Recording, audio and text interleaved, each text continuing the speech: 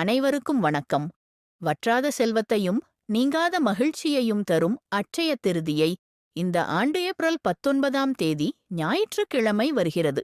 இந்நாளில் தங்கம் வாங்கினால்தான் பலன் கிடைக்குமா, அல்லது வேறு என்ன பொருட்களை வாங்கினால் வறுமை நீங்கும்?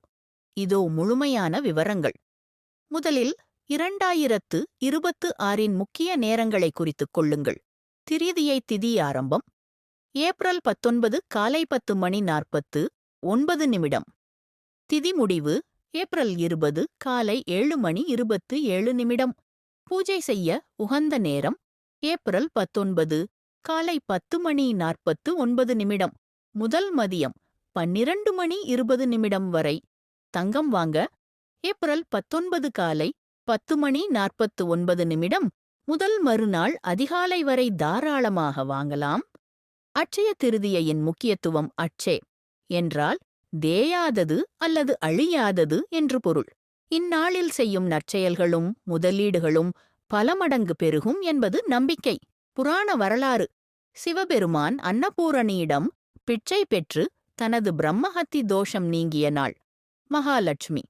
மகாவிஷ்ணுவின் மார்பில் மகாலட்சுமி குடியேறிய நாள் இது எனக் கருதப்படுகிறது. அட்சய பாத்திரம். பாண்டவர்கள் வனவாசத்தில் இருந்தபோது திரௌபதிக்கு கிருஷ்ணர் வற்றாத உணவு அளிக்கும் அட்சய பாத்திரத்தை வழங்கிய நாள்.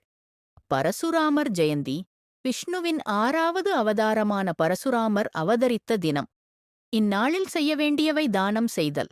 தங்கம் வாங்குவதை விடவும் இந்நாளில் ஏழைகளுக்கு அன்னதானம் செய்வது, வஸ்திர தானம் அல்லது மோர், தண்ணீர் வழங்குவது மிகப்பெரிய புண்ணியத்தை தரும். புதிய முயற்சிகள்.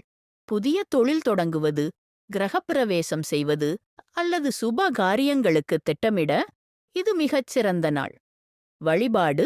அதிகாலையில் நீராடி மகாலட்சுமி மற்றும் விஷ்ணுவை வழிபடுவது செல்வச் செழிப்பை உண்டாக்கும். முதலீடு. தங்கம் மட்டுமல்லாது நிலம் வாங்குவது அல்லது சேமிப்புத் திட்டங்களில் முதலீடு செய்வதும் சிறந்தது. தங்கம் வாங்க முடியவில்லை என்று கவலைப்படுபவர்கள் இந்த 5 எளிய பொருட்களை வாங்குவது பல மடங்கு பலனைத் தரும். மஞ்சள் மற்றும் அரிசி மங்களத்தின் அடையாளம்.